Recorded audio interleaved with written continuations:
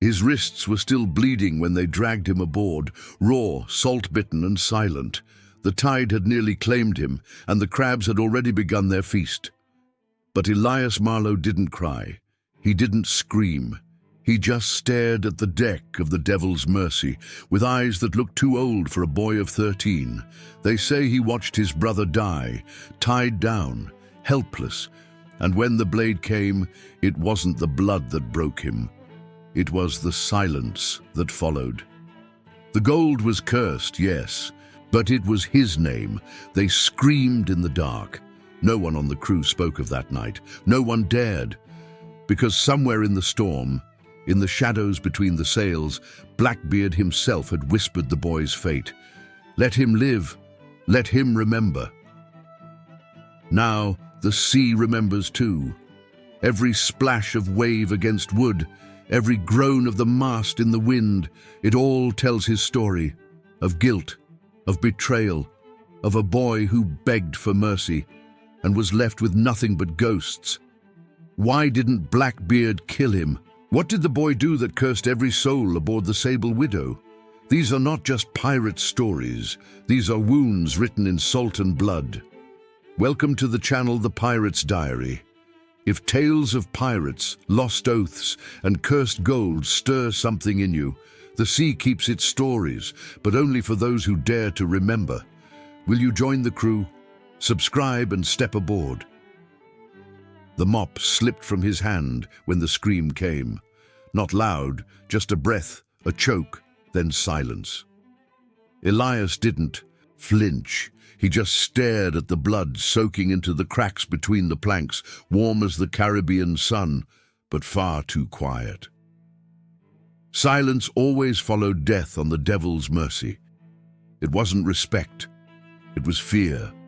The kind of fear you carry in your gut, like something rotten you can't throw up. No one trusted a boy who didn't speak, especially not pirates. They feared silence more than blades. Silence meant secrets, and secrets got men killed. Elias was barely 13, but he moved like smoke. Silent, fast, everywhere and nowhere. He scrubbed the decks with raw hands, stitched sails with fingers that never stopped shaking. He poured rum into broken mugs without ever lifting his eyes, and still he saw everything, every insult muttered behind a smile, every dagger hidden in a boot, every man who climbed below deck after a whisper from Blackbeard and never climbed back up. The crew didn't speak to Elias. They whispered about him instead, said he'd sold his soul, said his silence was a curse, said Blackbeard kept him close, not out of mercy, but to remind the rest what happens when you beg.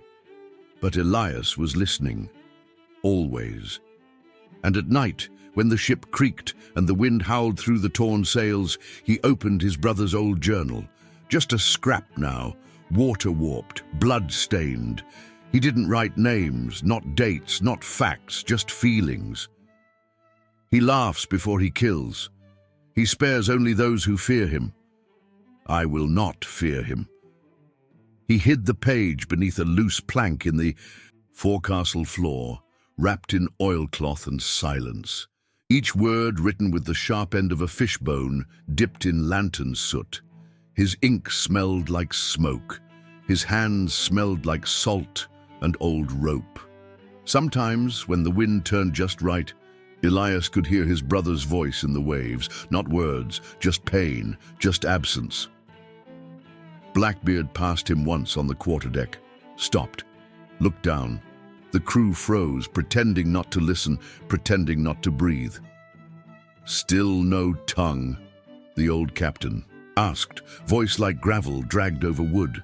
Elias looked up, just for a second, long enough for Blackbeard to see something behind those pale, sunburned eyes, something that hadn't died yet. You'll speak one day, Blackbeard muttered, stepping away. And when you do, I'll be the last to hear it. The crew said it was a threat, but Elias knew better. It was a prophecy. He kept watching, kept writing, waiting for the right night, the right tide, because the sea forgets many things, names, ships, even bones. But not the silent ones, not the ones who see everything and say nothing. Elias had become a ghost long before death ever touched him, and ghosts, once born, don't fade. They remember. They wait. "I buried my brother beside the cursed gold," he wrote one night, knuckles white in the lantern glow. "Not to honor him, but so the sea would never forget what we did." The Caribbean was quiet that night. Too quiet. Somewhere in the dark belly of the ship, a man screamed once. Then silence. Again. And Elias, hands black with soot and salt, turned the page. The storm hit like a curse. Rain slammed the deck like iron nails. The sails screamed in the wind. Waves rose like fists, black and hungry. The devil's mercy groaned under the weight of the sky, and men scrambled like rats, slipping, shouting, tying rope with shaking hands. Lightning lit the Caribbean in flashes, white fire slicing the dark, and in one of those flashes, something screamed. Not a man, not the sea, a horse. It came from below, the deep belly of the ship. Then the crash of splintered wood, a whinny sharp as a blade, and the stomping madness of hooves on soaked boards. Blackbeard's voice tore through the chaos, "Tie him down!" But no one moved, not a single soul. Because it wasn't just any horse. It was his, a black stallion bought in a moment of drunken glory during a raid in Martinique. The crew had laughed back then, watching the great beast dragged aboard. They called it foolish, cursed even. Horses weren't meant for ships, but Blackbeard, he kept it, fed it, named it Hades, and now Hades had broken loose. He thrashed in the stormlight, soaked and wild, his eyes wide with fear, nostrils flaring like fire. The scent of panic and death filled the air. Everyone knew what it meant to approach something that could feel the end coming. Everyone but Elias. He stepped forward, no words, no orders, just motion. His bare feet slapped the wet deck. He didn't run, he didn't slow. He moved like a whisper, like he wasn't afraid of hooves or thunder or the monster inside the horse. The crew watched, frozen. One man crossed himself, another turned away. Elias walked straight into the storm, into the madness. Rain soaked his hair.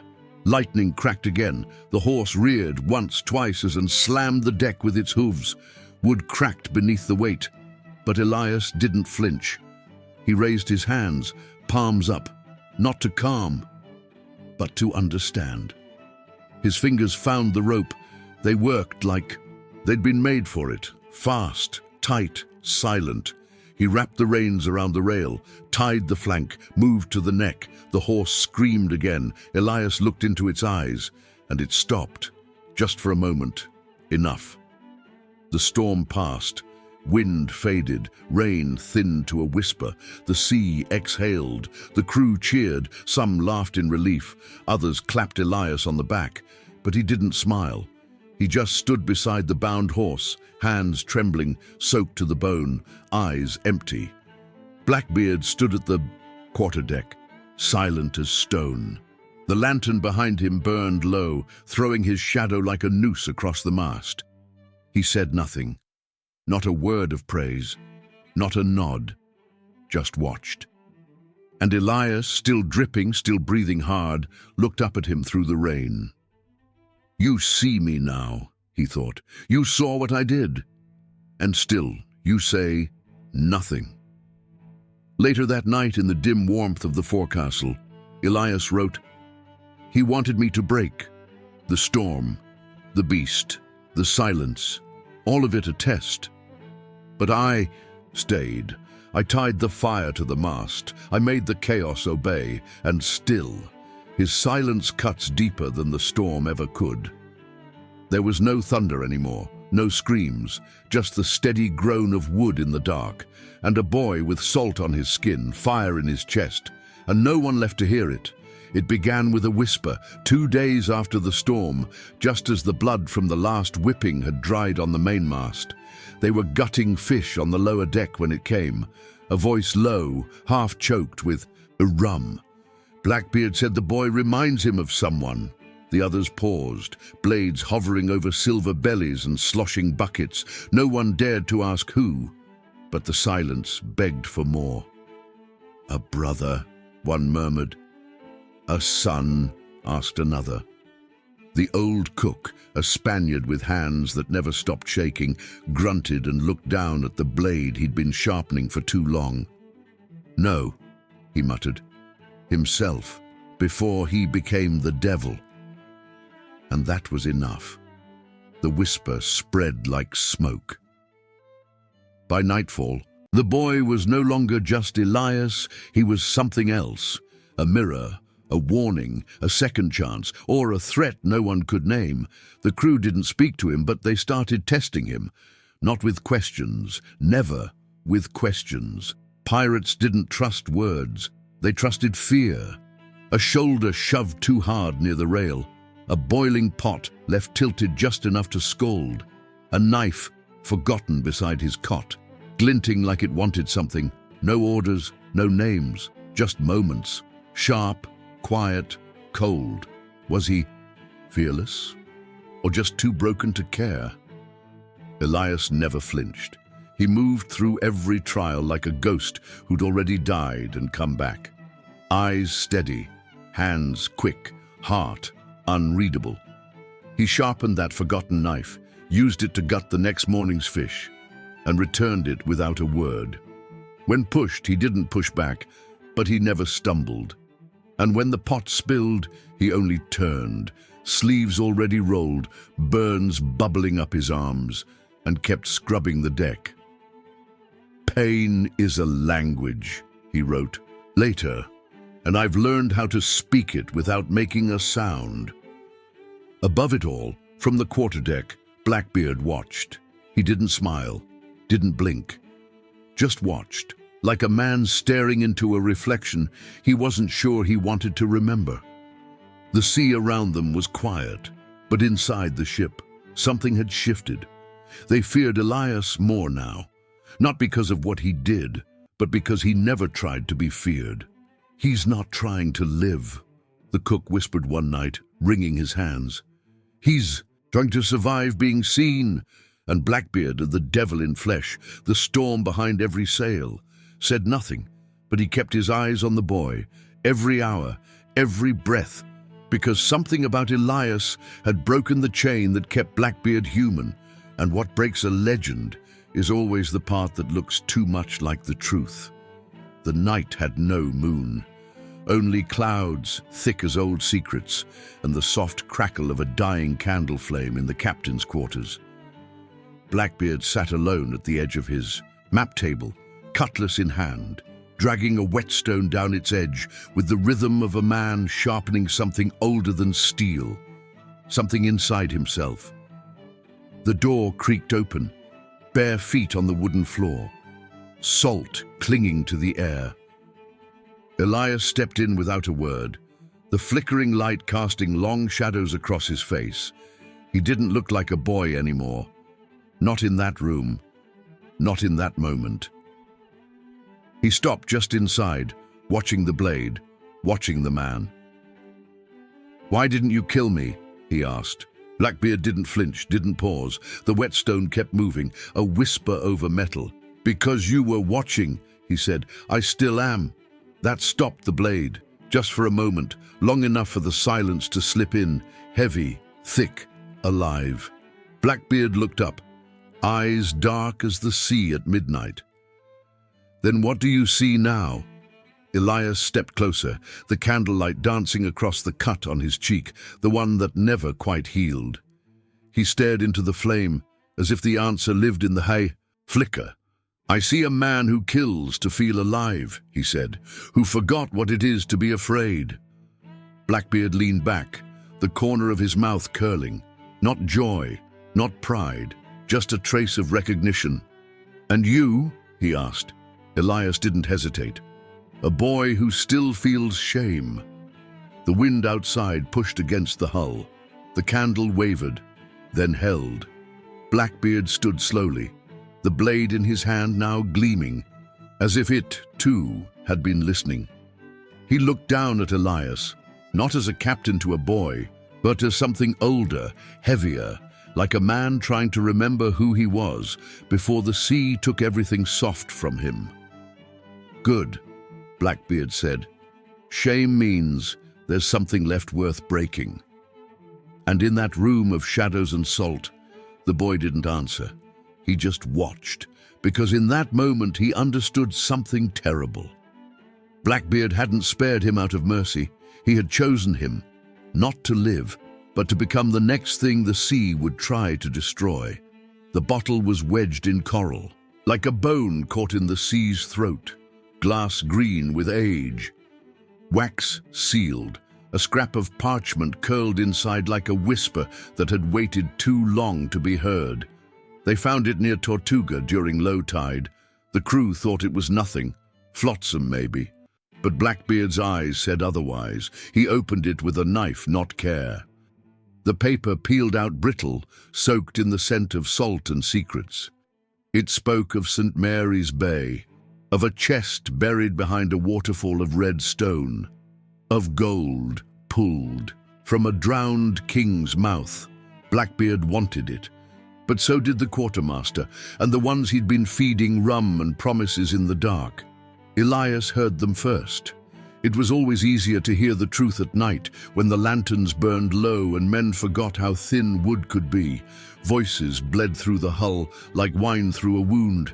They whispered of tides and timing, of slipping the blade beneath the ribs just before dawn, of tossing Blackbeard to the reef like old rope.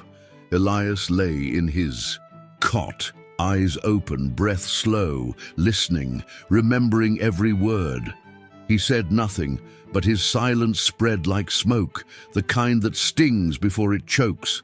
The crew began to watch him, some with doubt, some with fear. Blackbeard summoned him, alone, in the captain's quarters. The candlelight flickered on the map table. The cutlass beside it was already drawn. "If you know something," Blackbeard said, voice low and steady, "and say nothing." He tapped the blade once. Soft. "You become the edge. They press against my back." Elias stood still, soaked from deck rain, hair plastered to his face. "And if I tell you," he asked, eyes locked on the flame, "do I become yours?" A beat passed, a breath. Blackbeard didn't blink. "Everyone becomes someone's blade, boy. You just have to choose whose hand you trust to hold you." Outside, thunder rolled over Tortuga. Inside, the candle trembled. Elias didn't answer, but something in his chest, something stitched together by pain, salt, and shame, shifted. He wasn't afraid of death, not anymore, but trust. Trust was another kind of storm. That night he wrote, "They plan in whispers, but die in screams. I am neither. I will watch. And when the blood comes, it won't surprise me, only remind me what I already knew." The crew thought he was just a boy, but Blackbeard saw it now. The map wasn't the only thing drawn in silence. There was another treasure hiding on board, and it had a heartbeat. The shore of St. Mary's burned under the dawn, a pale, breathless light, bleeding through the jungle mist. The trees dripped with sweat, the earth steamed like a furnace, and every step sank into rot. Elias walked ahead, barefoot, eyes forward. He didn't ask for the map. He didn't need to. He had memorized every curve, every mark, every cursed promise scratched in faded ink. The waterfall of red stone roared in the distance, hidden by vines and the weight of the air. Blackbeard followed close behind. The others came in pairs, blades drawn, breaths held.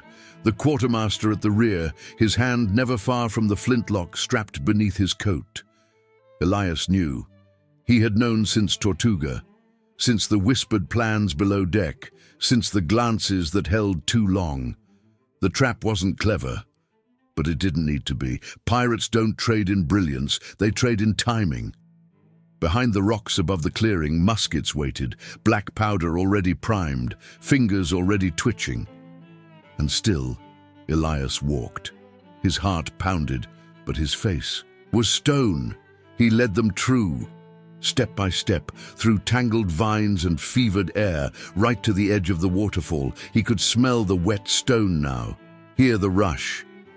Blackbeard stepped beside him, boots sinking slightly in the mud, eyes locked on the base of the falls where the chest was buried. Then a shift in the air, the kind only someone who's waited for betrayal feels. Elias froze. This was the moment, the same kind of moment that had shattered him years ago on the deck of the Sable. Widow, when his brother had begged for mercy, begged, and died anyway. The shame still lived in Elias's chest like a glowing ember, never hot enough to burn out. Now, here was the same question again, dressed in new colors: justice or survival. He looked at Blackbeard, the man who had spared him, scarred him, shaped him. He could speak, a single word, a warning, but his mouth stayed shut. Not because he wanted the man dead, not because he didn't care, but because he finally understood. Mercy was a chain, silence was a knife. Blackbeard stepped toward the chest. The jungle held its breath. Elias blinked once and said nothing. Behind the stones, fingers curled on triggers. Above the waterfall, steel began to gleam. In the hush before violence, Elias felt cold, not from fear, but from clarity. "My brother begged," he would write later, "and it changed nothing.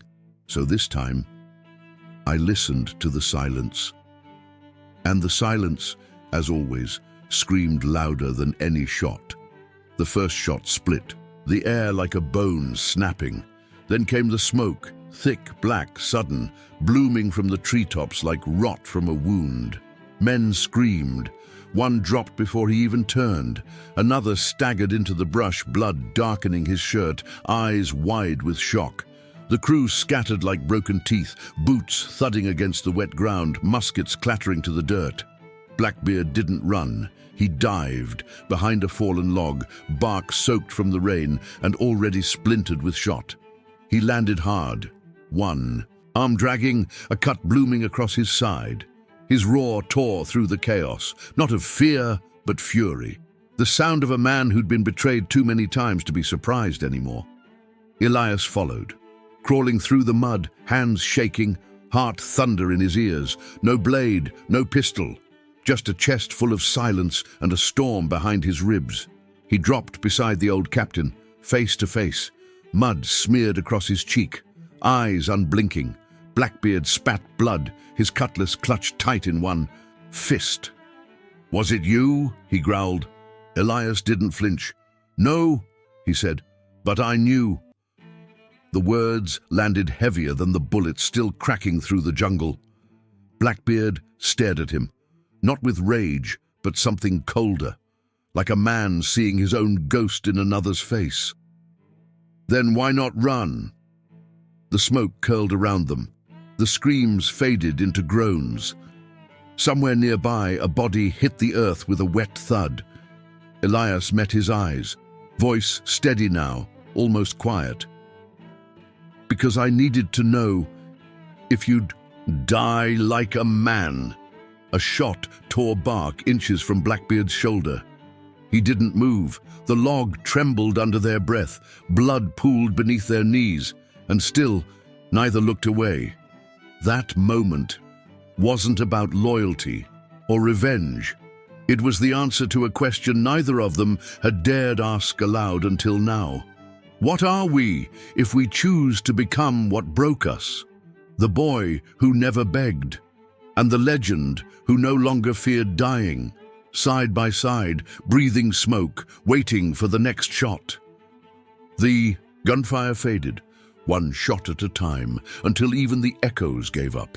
Only the jungle remained, breathing slow, wet, and heavy, like something alive watching from the trees.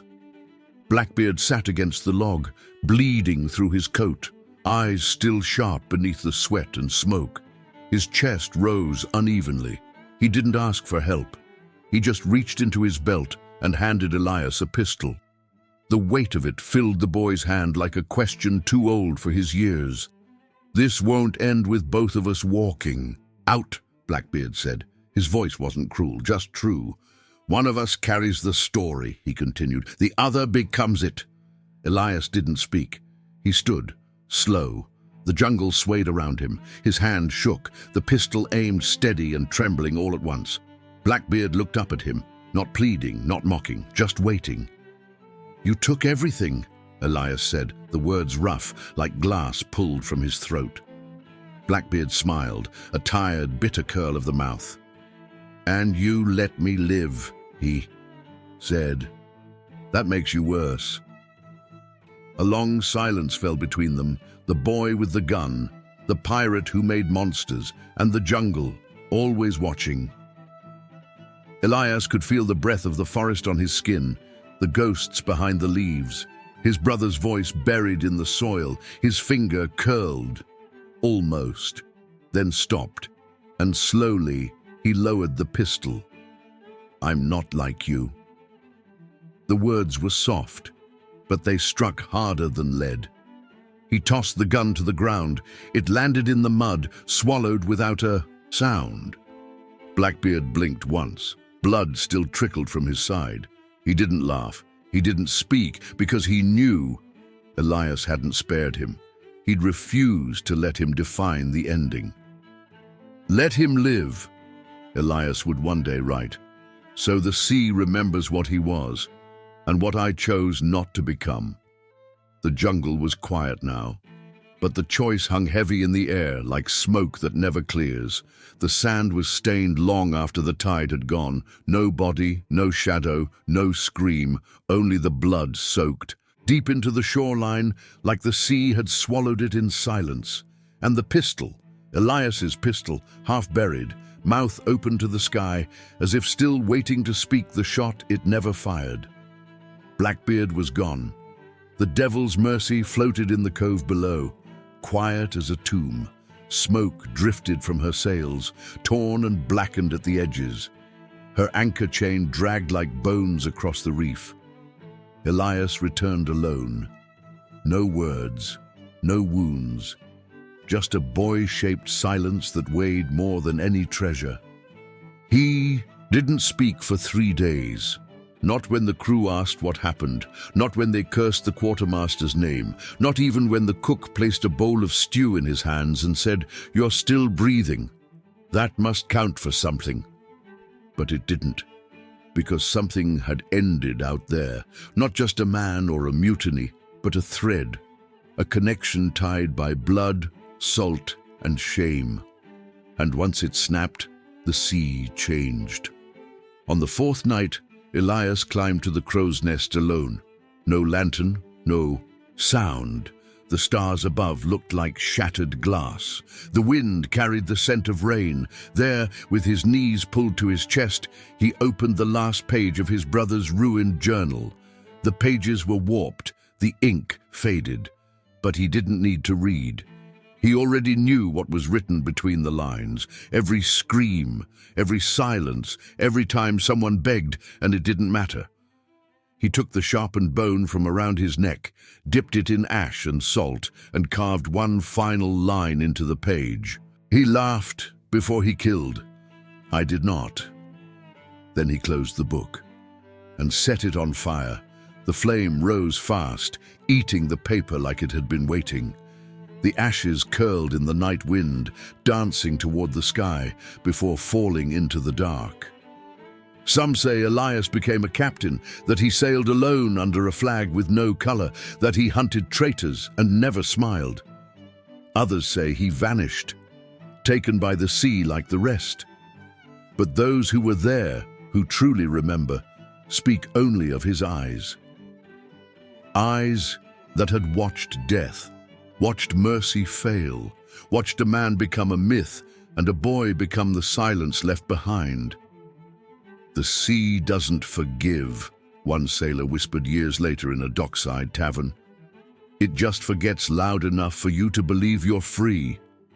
But Elias knew better, and so did Blackbeard, because some say his ghost still sails these waters, not for gold, not for glory, but for the boy who stared him down and walked away. A boy who didn't beg, didn't speak, but still chose not to. become what the sea had carved him into. Did you already know this forgotten part of the story? And if you had stood in Elias's place, would you have fired or stayed silent? What other sea stories deserve to be told here? Stories buried, waiting to surface. If this story touched you in any way, don't let it vanish like so many other names the sea has taken. Subscribe to the channel and turn on notifications to keep hearing what was never meant to be forgotten.